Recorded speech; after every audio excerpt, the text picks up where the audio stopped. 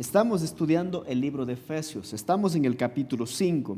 En el capítulo 5 hemos estado viendo la vida del creyente en la sociedad, cómo es que el creyente debe responder ante las demandas de la sociedad, cómo debemos vivir en medio de este mundo que es contrario a los principios bíblicos en muchas maneras, por no decir la mayoría.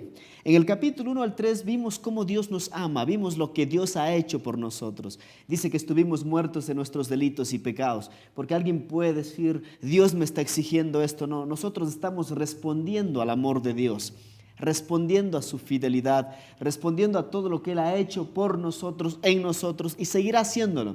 Porque la Biblia dice que Él ha comenzado a hacer una obra en nosotros y no la va a terminar, la va a perfeccionar. Pero mientras eso ocurre, para que eso ocurra en mi vida, yo debo responder a lo que dice Dios para poder ser un buen representante de Él aquí en la tierra, para poder representarlo bien, no solo dentro de la iglesia, sino también fuera de ella. Y yo creo que uno de los roles más importantes del cristiano es representarle bien afuera, no dentro. Dentro podemos ser cristianos, podemos conocer el lenguaje cristiano, podemos hablar como cristianos, podemos hacer cosas cristianas, actividades cristianas, pero fuera de la iglesia es el desafío que cada uno de nosotros tenemos. Y eso hemos estado viendo en el capítulo 5, que nos ha estado instruyendo y desafiando. Y esta noche vamos a ver del verso 14 al 20, y Pablo dice a la iglesia, es hora de despertar. Y yo les hago una pregunta a ustedes. ¿Por qué usted dice a sus hijos que es hora de despertar en las mañanas? Porque usted quiere que vayan a la escuela, que respondan ante las exigencias que demanda ir al trabajo, quizás en algunos. Entonces dice, es hora de despertar. Y usted dice, es hora de despertar porque sabe que ha estado dormido. Entonces Pablo, al escribir a la iglesia de Éfeso, él dice, ustedes están dormidos. Y es muy peligroso vivir toda la vida durmiendo. Imagínense lo que podría pasar. No ve, no siente, no ha observado lo que ocurre a su alrededor por estar dormido. Entonces vamos a ver 4 aspectos en los que debemos poner en práctica esta noche. Y Pablo dice, debemos experimentar un despertar espiritual. Y usted dice, estoy vivo, Freddy. Hoy me fui al trabajo. Pero espiritualmente, ¿está vivo usted espiritualmente? Usted dice, el doctor me analizó mis signos vitales y me dijo que estoy bien de salud. Buena comida, ejercicio, me tratan bien en casa. Pero hablemos de lo espiritual. ¿Estás vivo espiritualmente? Después dice, conocemos y conocer los días en que estamos viviendo. Eso es bien importante. ¿En qué días estamos viviendo? ¿Qué está ocurriendo a nuestro alrededor? Y aprovechar el tiempo. Otra de las cosas que el ser humano hace es desperdiciar mucho el tiempo. Esos temas vamos a estar viendo esta noche. También dice, debemos desechar la vida desenfrenada, la vida que no lleva a ningún lado. Y por punto 4 vamos a ver otra vez siendo desafiados por Pablo, que dice, debemos ser llenos del Espíritu Santo. Así es que en el verso 14, mira lo que dice. Por lo cual dice, hablando de Dios, despiértate tú que duermes y levántate de los muertos y te alumbrará Cristo. Cuando dice, despiértate tú que duermes, es que Pablo ha hecho un análisis espiritual de la iglesia, y al hacer el análisis espiritual de la iglesia, ve que la iglesia está dormida. Usted dice, ¿cómo es posible que la iglesia pueda estar dormida? Hoy, como es entonces, hay iglesias muertas, hay iglesias que están durmiendo, hay iglesias que son tibias, hay iglesias que son frías. Hay iglesias que dan espacio al pecado, hay iglesias que no enseñan la Biblia, que no toman en serio a Dios. Y esta iglesia a la cual Pablo está escribiendo dice, es hora de despertar. Ustedes se han quedado dormidos. ¿Y qué pasa cuando una persona queda dormida? Pierde oportunidades. Cuando una persona queda dormida, llega tarde al trabajo. ¿Se puede imaginar un día usted está preparándose para la boda es a las 9 de la mañana y se despierta a las 10? Probablemente el novio o la novia van a imaginar, no quiere casarse conmigo, pero espiritualmente es igual con Dios, porque Él tiene planes muy especiales para cada uno de nosotros, pero a veces estamos dormidos. Y Romanos capítulo 13, verso 11 dice, y esto, conociendo el tiempo, que ya es hora de levantarnos del sueño. También a la iglesia en Roma, Pablo les desafió a despertar, porque ahora está más cerca de nosotros nuestra salvación.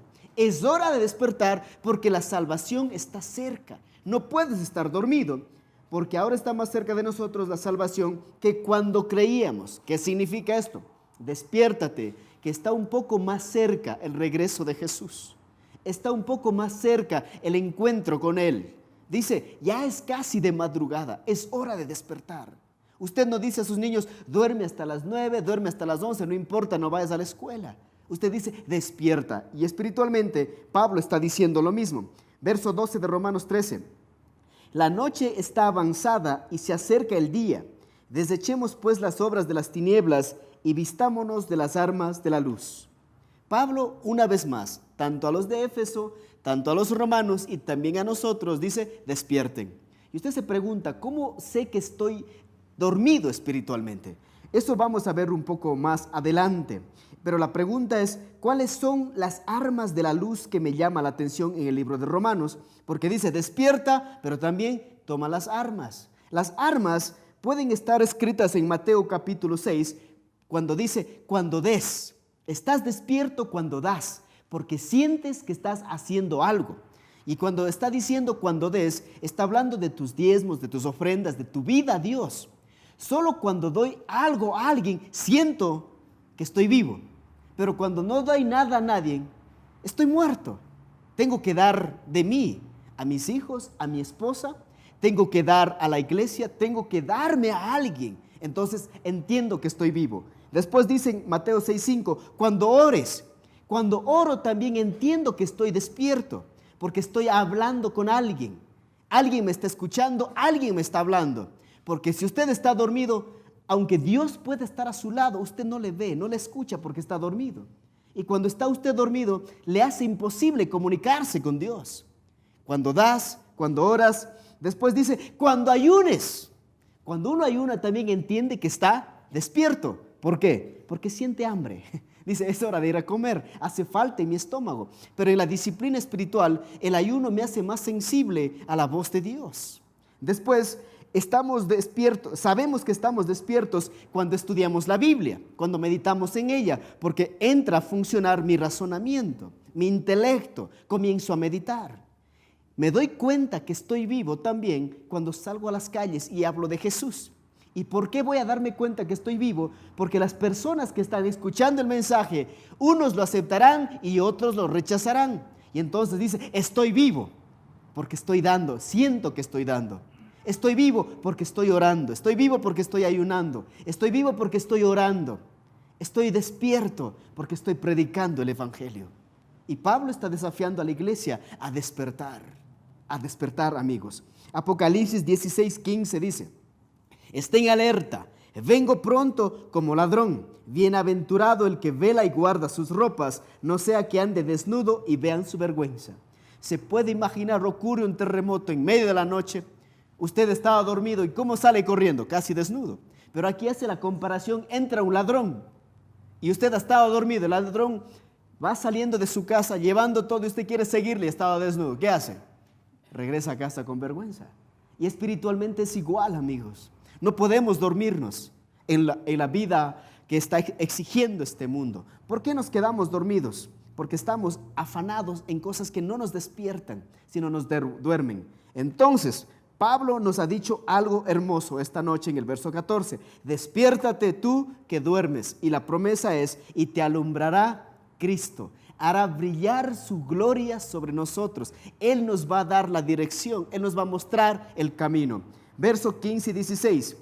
Pablo dice ahora, después de decir despierta, dice, mirad pues con diligencia cómo andéis, no como necios, sino como sabios, aprovechando bien el tiempo, porque los días son malos. Ahora es el segundo desafío a la iglesia en el mensaje de esta noche. Y dice, analiza tu forma de vivir y aprovecha bien el tiempo.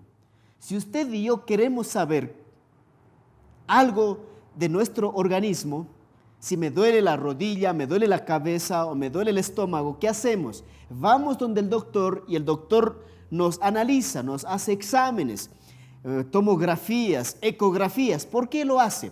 Porque quiere saber qué parte de tu cuerpo está fallando. Porque cuando algo de nuestro cuerpo falla, no respondemos al 100% ante las exigencias de esta vida. Y espiritualmente es igual. Pablo dice, Analiza cómo estás viviendo. Y alguien dijo, una vida sin ser analizada no es digna de ser vivida. ¿Cuándo fue la última vez que hizo usted un inventario de su vida? En cómo está manejando sus finanzas, en cómo está relacionándose con su esposa, en cómo está relacionándose con sus hijos, cómo está respondiendo ante el trabajo, en su relación con las demás personas. ¿Se ha analizado alguna vez? Y Pablo dice, mirad pues con diligencia cómo andéis. Es hora de hacer ese examen. Es hora de saber cómo estoy espiritualmente. ¿Y sabe cuál es el análisis que debemos hacernos? En cómo está mi relación con Dios.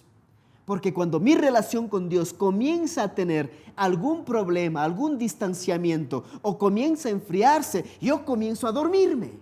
Y entonces termino siendo insensible ante mi relación con Dios. Y Pablo dice, hazte un análisis de tu vida. ¿En qué gastas más tu dinero? ¿En qué inviertes tu tiempo? ¿Con quién sales más? ¿Qué tipo de amigos tienes? Nuestra vida debemos analizarla como cristianos. Porque los amigos con los que usted se lleva, las cosas que usted se dice o escucha, influenciarán en mis decisiones cotidianas, amigos. Entonces, el versículo 2 nos dijo que andemos en amor, en el versículo 8 nos dijo que andemos como hijos de luz, y ahora nos dice que seamos diligentes en conocer nuestro estado espiritual y que seamos sabios aprovechando el tiempo. Una de las cosas que nosotros pensamos es que vamos a vivir por siempre. Y muchos de nosotros dejamos las cosas ¿para cuándo? Para mañana, para pasado mañana.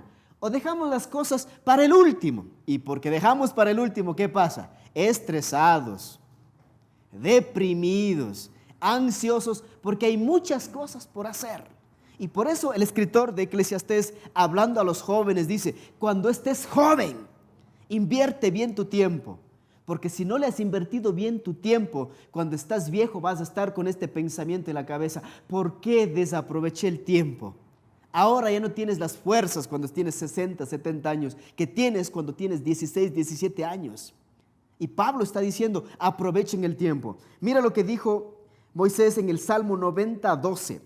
Él dijo, enséñanos de tal modo a contar nuestros días que traigamos al corazón sabiduría.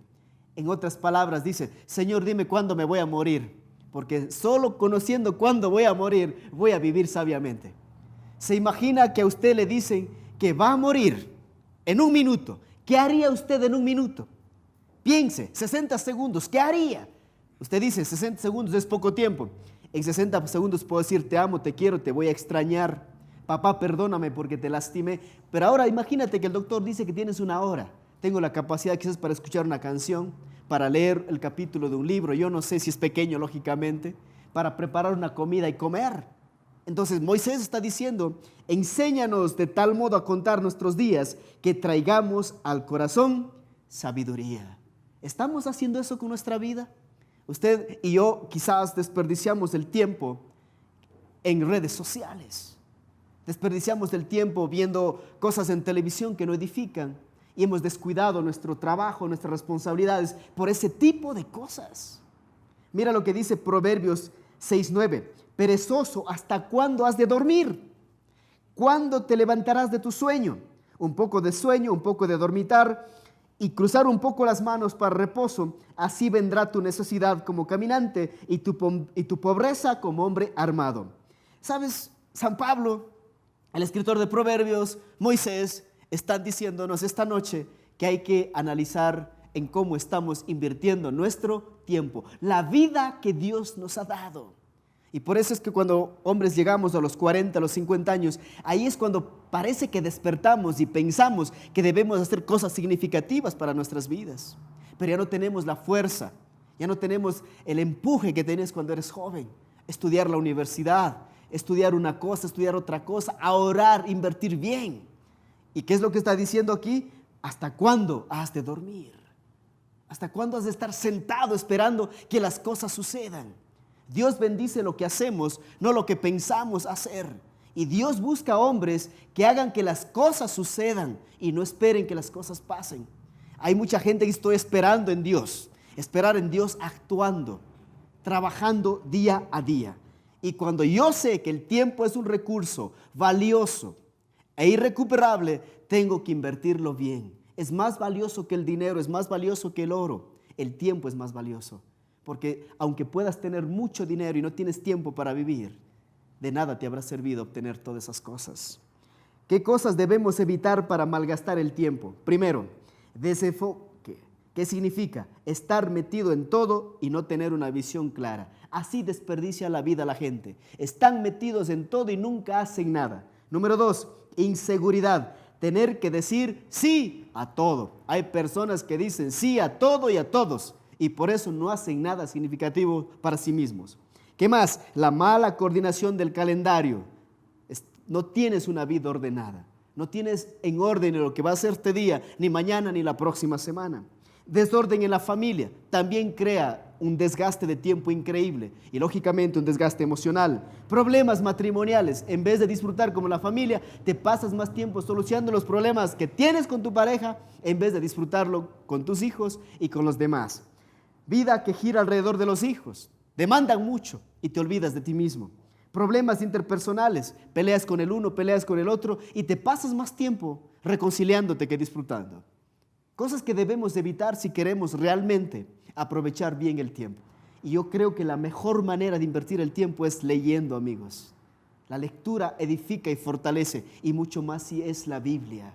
¿Qué libro has leído? Un libro que te edifique, que te guíe. ¿Qué acciones caritativas estás haciendo? Sabes, vivir para mí mismo es aburrido. Vivir para los demás es frustrante. Vivir para Dios es gratificante. Vive para Dios, invierte tu tiempo en Dios. ¿Qué más? Verso 17, mira lo que dice Pablo. Por tanto, no seáis insensatos, sino entendidos de cuál sea la voluntad de Dios. Aquí está otro desafío. Quiero que ustedes conozcan la voluntad de Dios. Y la pregunta es, ¿cuántos de nosotros sí queremos conocer la voluntad de Dios? Todo el mundo me dice, Señor, quiero saber si es tu voluntad. Quiero conocer tu voluntad. Y Pablo dice, por lo tanto, no seáis insensatos. Pero lo que me llamó la atención es la palabra insensato. ¿Qué es un insensato? Y yo le digo a usted insensato, se va a ofender. Lo dice Pablo, no se ha ofendido todavía, no. Pero veamos lo que dice, ¿qué significa insensato? Insensato viene del griego aprón, que significa ignorante, incrédulo, sin sentido, descuidado, sin razonamiento, tonto, sin inteligencia y que no sabe cómo actuar. Eso significa la palabra insensato en el griego, aprón. ¿Y qué dice? Por tanto, no seáis insensatos, sino más bien entendidos. ¿Qué es un entendido? Alguien que conoce, sabe cómo funciona, sabe cómo hacer funcionar las cosas, sabe a dónde ir, sabe a dónde no ir. Esa es una persona entendida, que conoce cómo funcionan las cosas, que conoce cómo funciona la vida, sabe la mecánica de la vida. Ese es un entendido de cuál sea la voluntad del Señor. Si en algo tenemos que ser expertos es en conocer literalmente la voluntad del Señor. Y la pregunta que usted se hace es, ¿por qué debo querer saber la voluntad de Dios? Romanos 12:2 dice, primero, no os conforméis a este siglo, porque muchos de nosotros vivimos pensando, ¿qué piensa fulano de tal? ¿Qué opina sutano, mengano, etcétera? Pero aquí Pablo dice, no os conforméis a este siglo, sino transformaos por medio de la renovación de vuestro entendimiento. Dice, cambia tu manera de pensar para que comprobéis cuál sea la buena voluntad de Dios, que es agradable y es perfecta. La voluntad de Dios es agradable y es perfecta. Quizás hay cosas que son perfectas, pero que no son agradables. En cambio, la voluntad de Dios no solo es perfecta, sino también es agradable. Ahora, ¿cuál es la voluntad de Dios para su vida? El 95% de la voluntad de Dios está escrita. Y está escrita en un libro que seguramente usted y yo tenemos en casa, que se llama la Biblia. Ahí está escrito todo lo que Dios tiene para usted. Es una carta de un padre para un hijo, para que sepa cómo vivir el día a día y para que sepa cómo actuar ante las exigencias de la vida. Eso está escrito en la Biblia. Esa es la voluntad agradable de Dios y es perfecta. El 5% es dónde viviré, con quién me casaré, será ella, será él. Y vivimos más enfocados en ese 5%. ¿Se ha puesto a pensar en eso usted? Y no vivimos haciendo el 95% que ya está escrito. Si nos dedicáramos a ejecutar el 95%, ese otro 5% llegaría por añadidura. Sería fácil. pero nos gusta complicarnos la vida. Y quiero saber qué me gusta, qué le gusta a Él, pero no busco la voluntad de Dios que es agradable y perfecta. Ahora la pregunta es, ¿por qué vivir bajo la voluntad de Dios? Primera de Pedro 4:2, para no vivir el tiempo que resta en la carne. ¿Por qué busco la voluntad de Dios que es agradable y perfecta? Dice, para no vivir el tiempo que resta en la carne. No tenemos mucho tiempo. Y la pregunta que tengo es, ¿quiere vivir su vida usted en el alcohol, en las drogas, en las mentiras, en la infidelidad, en la violencia, en el criticarse, en el abuso físico, sexual, psicológico? ¿Quiere vivir usted allí? Y Pedro dice, conozca la voluntad de Dios para que el resto de vida que tienen para vivir ya no vivan de esa manera, sino ¿cómo? Para que no vivan conforme a las concupiscencias de los hombres, sino conforme a la voluntad de Dios. Y yo le hago una pregunta, ¿quiere vivir para usted mismo, satisfaciendo lo negativo, destruyendo su propia vida, o quiere vivir agradando a Dios, buscando su voluntad que será mejor para su vida? Usted decide cómo vivir.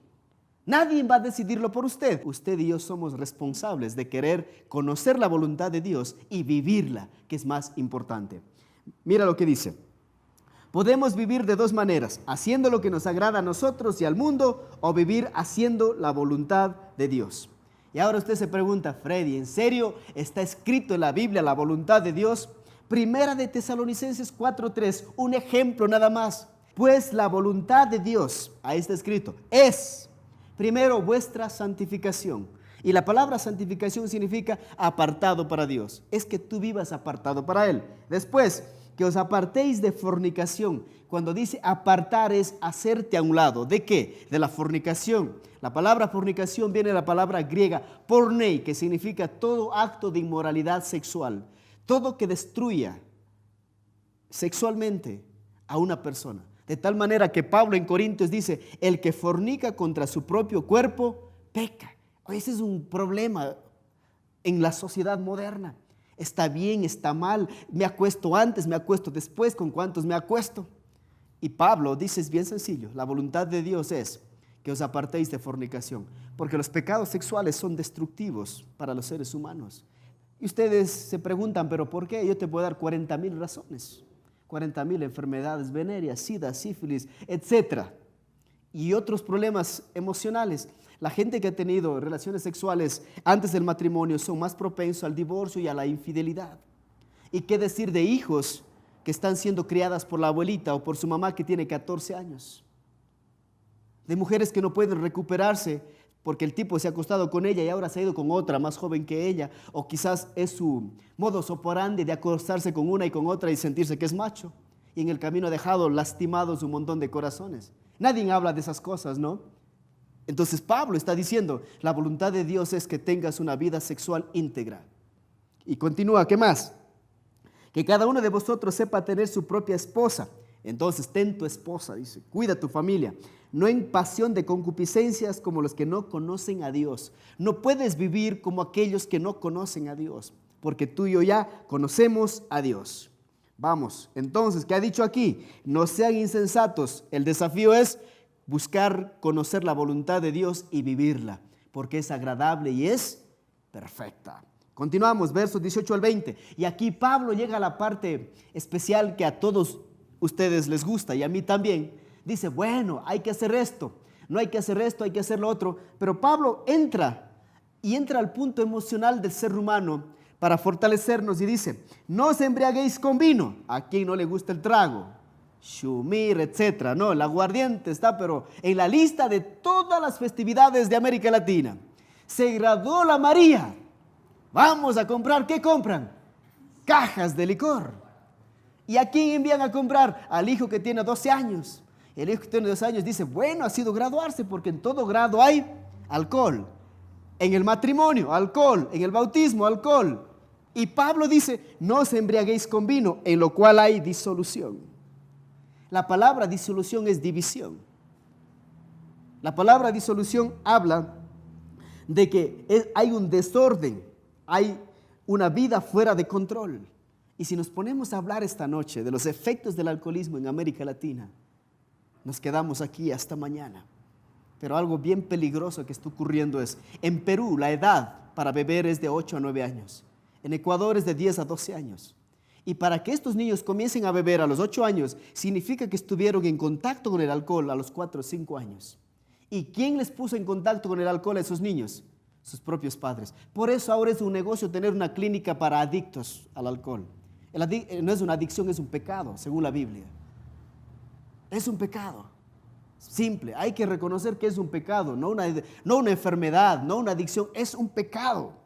¿Y qué es lo que debo hacer en vez de estar bebiendo? Antes bien, sed llenos del Espíritu. Me encanta lo que dice. ¿Llenos de qué? Del Espíritu. Hablando entre vosotros con salmos, con himnos y cánticos espirituales, cantando y alabando al Señor en vuestros corazones, dando siempre gracias por todo al Dios y Padre en el nombre de nuestro Señor Jesucristo. Pablo dice, deben cantar himnos, deben cantar salmos, cánticos espirituales, deben alabar al Señor con vuestros corazones. Aquí está haciendo otro desafío a la iglesia. Involucren su corazón en la alabanza. Cuando dice con vuestro corazón, la palabra corazón viene del original que significa emociones, pasión. No hay nada más triste que una alabanza fría. No hay nada más triste que eso. Usted va a dar una serenata a su novia, está diciendo, te amo, amor, y con una cara así seria y todo lo demás. No, estás gritando, estás contento, estás feliz, tu corazón palpita. Lloras cuando cantas una canción que te recuerda a tu ser amado, ¿no es así? Pero cuando cantas a Dios, parece que te conviertes en un témpano de hielo. Y Pablo dice, en vuestros corazones. La pasión que debemos poner cuando cantamos debe ser más grande y más fuerte que cuando cantamos una canción para mi esposa, para mis hijos. O recordamos una canción del pasado y nos trae buenas memorias. Hasta lloramos, ¿no? Hasta nos quedamos sin voz. Entonces, ¿por qué la alabanza, amigos? ¿Por qué Pablo está tocando la alabanza en este punto? ¿Quiere usted ganar una guerra espiritual? Esta es la manera. Mira lo que dice Segunda de Crónicas 20:19. Y se levantaron los levitas de los hijos de Coat y de los hijos de Coré para alabar a Jehová, el Dios de Israel, con fuerte y alta voz. ¿Cómo cantaron al Señor? Con fuerte y alta voz. No así calladito, espero que no me vea el tipo de a mi lado. No, fuerte y con alta voz. Después, ¿qué dice? Y cuando se levantaron por la mañana, salieron al desierto de Tecoa. Y mientras ellos salían, Josafat, estando en pie, dijo, oídme Judá y moradores de Jerusalén. Creed en Jehová vuestro Dios y estaréis seguros. Creed a sus profetas y seréis prosperados. Y ha habido consejo con el pueblo. Puso a algunos que cantasen y alabasen a Jehová. Dijo, ustedes dedíquense a cantar al Señor. Estamos en guerra. Los enemigos están rodeándonos. Ellos no tienen las armas para enfrentarse con ellos, pero tienen un Dios que puede ganarles. Y la única manera es cantando a Dios. ¿Qué más dice? Vestidos de ornamentos sagrados mientras salía la gente armada y que dijesen, glorificad a Jehová porque su misericordia es para siempre. Y cuando comenzaron a entonar cantos de alabanza, Jehová puso contra los hijos de Amón, de Moab y del monte de Seir las emboscadas de ellos mismos que venían contra Judá y se mataron los unos a los otros. ¿Cuándo Dios actuó?